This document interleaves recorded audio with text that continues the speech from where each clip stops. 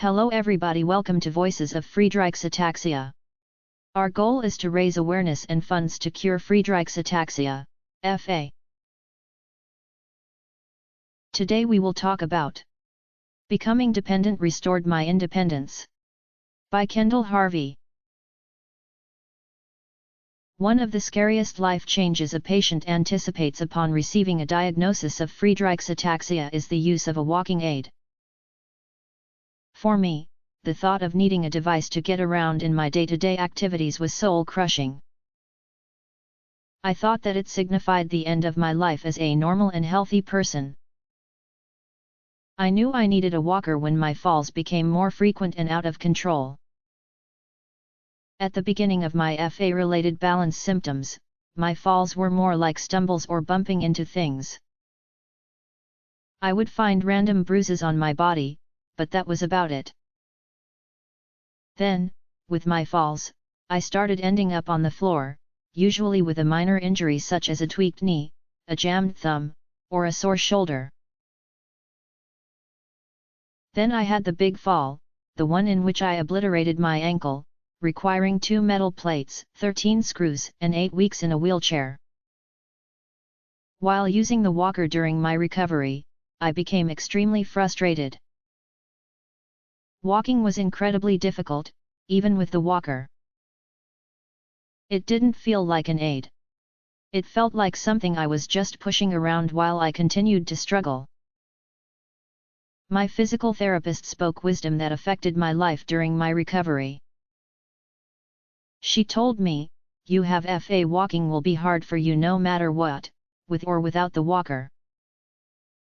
The walker won't make walking easier, but it will make your walking safer.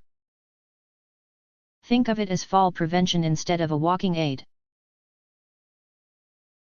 Despite my stubborn fear of becoming dependent on my walker, I decided to start using it all the time. My friends in the FA community told me that I would come to appreciate the walker for the freedom, safety, and independence it provided. That seemed so backward to me. How would becoming dependent on an assistive device give me independence? A couple of months later, I now see what they mean. Before I started using my walker in public, I would find myself waiting for someone to lend me an arm or to bring me something to push, such as a stroller or a shopping cart. I lacked the confidence and ability to do anything by myself. Now with the walker, I can go to my son's preschool to pick him up by myself. I can run in to grab dinner to go by myself. I can hop up and walk to the kitchen for a glass of water by myself. I'm not paralyzed with fear anymore. I know that I can safely accomplish my day-to-day tasks with my walker. Yes, I know that falls are still possible even with my walker, but that possibility is greatly reduced since I surrendered my stubborn pride and become dependent upon my walker. I have renewed independence. I can be normal again. And the adjustment wasn't nearly as hard as I thought it would be. Kendall Harvey is also an FA patient, and this information was taken from Team Kendall with their permission. The link is provided in description.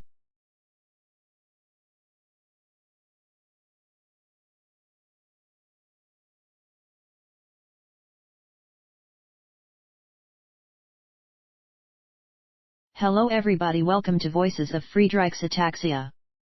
Our goal is to raise awareness and funds to cure Friedreich's Ataxia, FA. Today we will talk about Respecting My Body Despite FA by Kendall Harvey.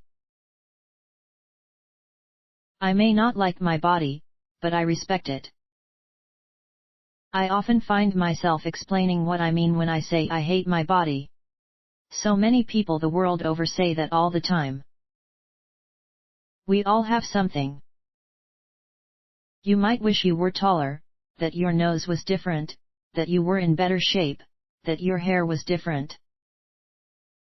Some of the problems can be fixed with hard work, some can be fixed by a surgeon or a visit to a salon, and some you just have to accept and move on. When I say I hate my body, it's not meant in a vain way or a fishing for compliments way.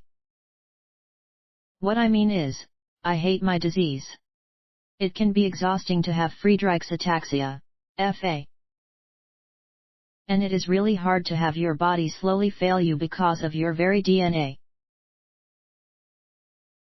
I often wish that things could just be easy, even for a single day. Walking across the room to pick up a remote or grab a glass of water might be nothing to most people. But for me, it is physically difficult and mentally taxing. I have to decide if it's worth it, convince myself that I have enough energy to complete the task safely, and then I have to make my body cooperate. Every step I take has to be thought about. I don't do anything mindlessly. Every physical act by my large muscle groups is a conscious effort. My body is working overtime just to function in a normal capacity. What I mean by normal is completing daily tasks, taking care of my kids, running errands, housekeeping, and maintaining a social life when my schedule allows. It may not seem like I'm asking a lot of my body. I'm not pushing myself to Olympic perfection in gymnastics. I'm not training every day to compete in an Ironman competition. I'm not standing in an operating room performing intricate 15-hour surgeries. But I am pushing my body beyond its comfort zone. I'm pushing my body to fight against its destiny to let me function normally. I may not like my body, but I respect how hard it works at my command. I ask a lot of a body that is battling FA. Every minute of every day, I am fighting against my body's predisposition. I push my body. I am going against my physical destiny. And I really respect my body for fighting that hard for me. It is hard to be mad at my body when it has truly given me so much.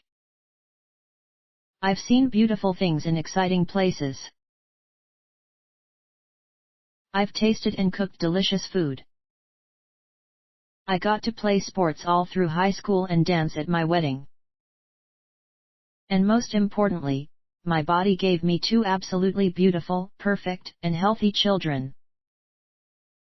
I definitely have a love-hate relationship with my body. Yes, my body fails me often because of FA.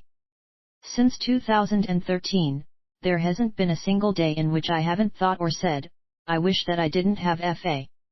I wish that things came naturally to me, that it was easy to be me. I wish that my body didn't have to work so hard. But I am really proud of my body, and I respect how hard it does work. I am thankful that I can still push myself. Kendall Harvey is also an FA patient, and this information was taken from Team Kendall with their permission. The link is provided in description.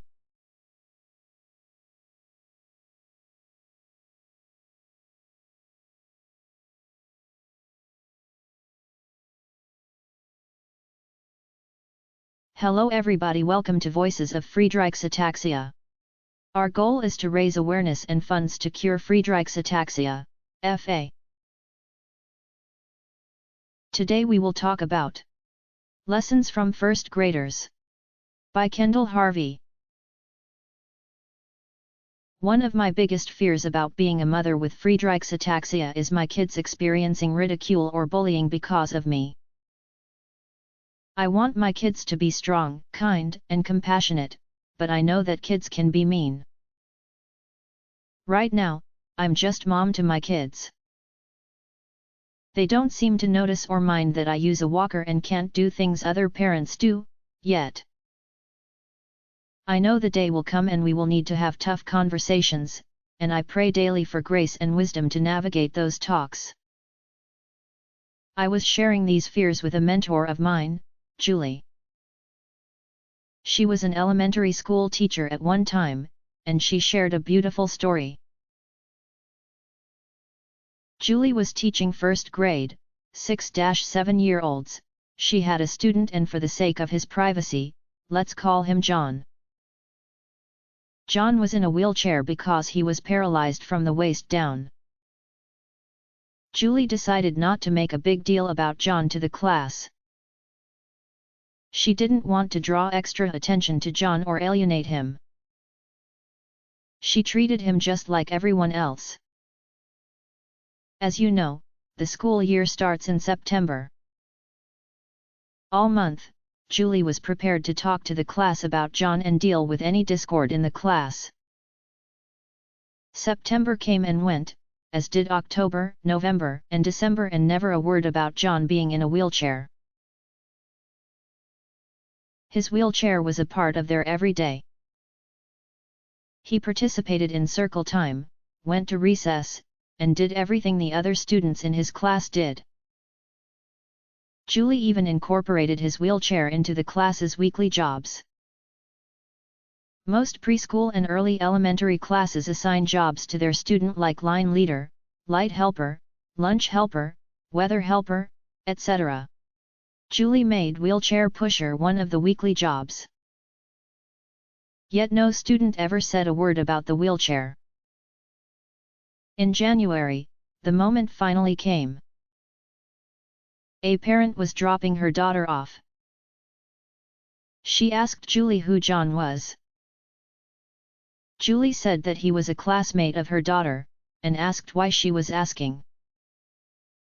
The mom said that her daughter said, "John has a tall desk." Julie was shocked. She said, "Did she mention that he has a tall desk because he's in a wheelchair?" And the mom said, "No, she was just telling me random things about her day and mentioned that John had a tall desk." About a month later, a student raised their hands during circle time and plainly asked, "Why is John in a wheelchair?" Julie asked John if he wanted to answer, and he simply said, "Because my legs don't work." The class just accepted this information and moved on. It never became an issue the whole year. They incorporated John in everything, and he was just like every other student. This story gives me such hope. His classmates didn't see a wheelchair, they just saw their friend John who had a tall desk. Kids can be so kind and accepting if we just let them.